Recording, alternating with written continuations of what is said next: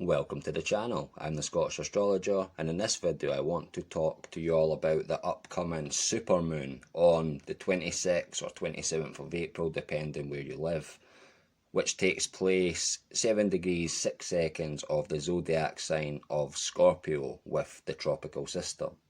Now, as always, to start these types of videos off, I will ask everyone to take out or pull up their own natal charts and have a look to see which house 7 degrees 6 seconds of the zodiac sign of Scorpio falls into on your chart, as this will be the area of life this supermoon will focus or shine a spotlight on, if you like, regarding mainly a tough but needed transformation or some kind of battle, again in that particular area of life, shown by whichever particular house this supermoon happens to land in on your natal chart. Now, if it happens to land in your first house or ascendant, it's relating to your appearance or how you are perceived by others.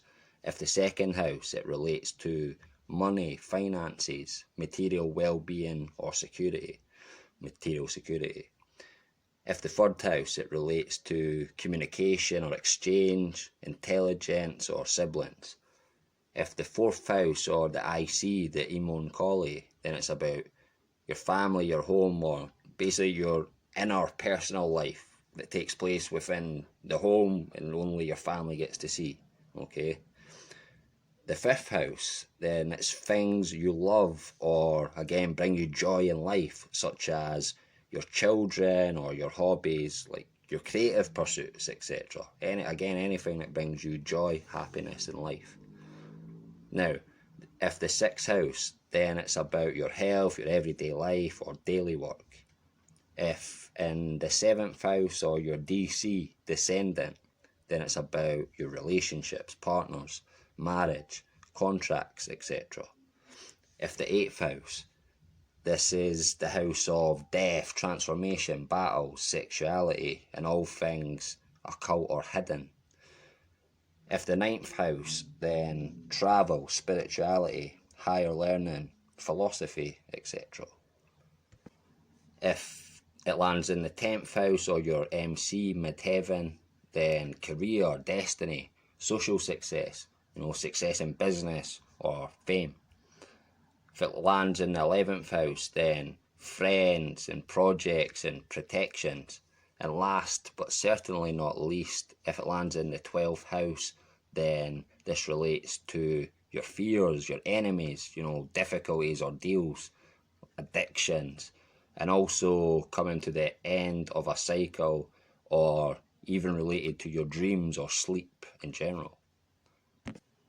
And like always, if the supermoon also lands on and thus activates a planet or point, etc. on your natal chart, this will throw some extra particular energy into the mix for you, depending on what planet, etc. the moon happens to activate.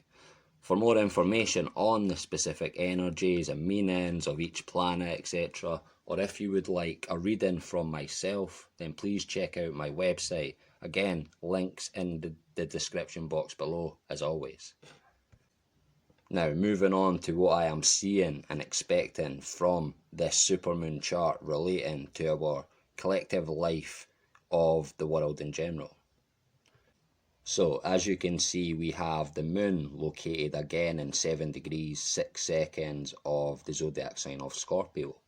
And obviously, as is naturally always so with a full moon, we have the moon in direct opposition with the sun. In this case, as the moon is in Scorpio, the sun must of course be in the zodiac sign opposite, which is the zodiac sign of Taurus. Now, we also have Uranus in 10 degrees of Taurus in conjunction with the sun, as well as Venus, who is in 15 degrees of Taurus, who is in conjunction with Uranus, as well as Mercury, who's in 16 degrees of Taurus, completing this chain conjunction, if you like, who are all, of course, making an opposition aspect with the moon. And so are coming into play energetically, if you like, with this supermoon in Scorpio. Now, we also have Mars, who is located in 2 degrees of the zodiac sign Cancer, which is making a trine aspect with the moon, as well as Saturn, who is in rulership in 12 degrees of the zodiac sign of Aquarius. Saturn is making a square aspect with the moon, as well as Uranus. So a lot of strong, potent and powerful energy coming into effect with this spring Scorpio supermoon. Now, the moon is also not very well placed, being in detriment when located in the zodiac sign of Scorpio. The moon really does not like to be in that sign, and so this makes this supermoon a really difficult one, shall we say. Now, as Scorpio is a sign co-ruled by Mars and Pluto, and as it's the natural sign of the 8th house, this makes Scorpio a sign associated with death and transformation, associated with battles and war and power. And as the two malevolent planets, Saturn and Mars, are both placed in signs that make their energies either more potent and harsh and powerful in Saturn's case, as he is in a sign he rules, Aquarius, as well as making the kind of aspect he likes to deliver in the form of a square aspect to the moon. And as Mars is in Cancer, a zodiac sign he is in fallen, and so does not like to be, but yet as Mars is the day and night ruler of the water triplicity, and Cancer, of course, is a water sign. This makes Mars happy, and so when Mars is located here, it tends to make his energy very tense and even unpredictable. And as Mars is the god of war, and Saturn, the original god of death, Saturn's the Grim Reaper, of course, this is a very troublesome and extremely worrying sign in relation to both war and death. Now, this particular astrological sign, if you like, may be related to the pandemic, where around the time of this supermoon is when deaths hit a high peak, again for most nations around the world. But it may be related to other things as well, like death through physical combat or war between certain nations, or between the people within certain nations, civil war, shall we say. Now, we're already seeing a lot of tension when it comes, or build-up when it comes to wars already happening with countries around the world, or beginning to happen. So it's worrying, truly worrying. This, from the new moon we just had in Aries, okay, to this full supermoon in Scorpio, these two signs, Aries and Scorpio, are both ruled by the planet Mars, the god of war. And so this time in particular is very tense and very highly likely for some sort of conflict to actually kick off. We're seeing it, okay, with countries, like I've just mentioned, beginning to line ourselves up for conflict, and it's very dangerous. Also, with this chain conjunction of the Sun, Uranus, Venus and Mercury, all in the zodiac sign of, again, Taurus, making an opposition aspect with the supermoon, is signalling once again problems with money and goods. So more inflation or hyperinflation for some nations, and more price rises for food and goods in general, and also unavailability for some foods and goods, as this supermoon will also roughly take place when the effects of this Suez Canal blockage begin to be felt around the world. So look out for all of that. Again, it's really the poorer nations who are really going to be struck in with all of this sort of stuff, the worst first, but slowly but surely it makes its way to richer nations as well. The poorer people of richer nations even. Another thing this supermoon is signifying is that the death of one man, one person, one man that we now know in particular will set into events a truly huge change, okay? And now this death has already took place in the form of Prince Philip, who is the Queen of the United Kingdom's husband, for those who don't know. Now, Prince Philip's midheaven, and thus destiny, was 7 degrees of the zodiac sign of Scorpio, exactly the same degree where this supermoon in Scorpio takes place. So that to me is showing that for sure it's this man, Prince Philip's death in particular, that's linked with the huge change that's going to come off the back of it via this supermoon, as of course again is midheaven and this supermoon match in degree.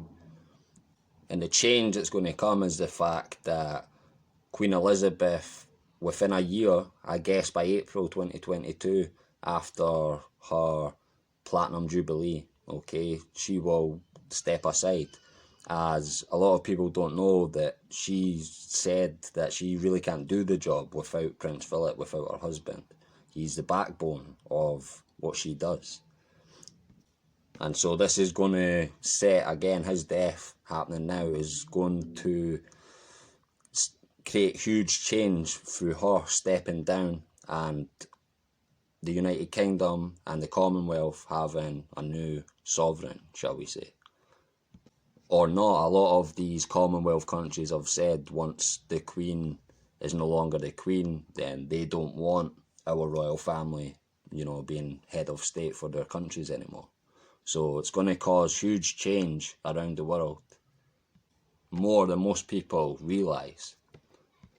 So yeah, look out for that. April 2022, roughly April 2022, that's when I'm now predicting the Queen is going to step back from her duties, pass it on to William most likely.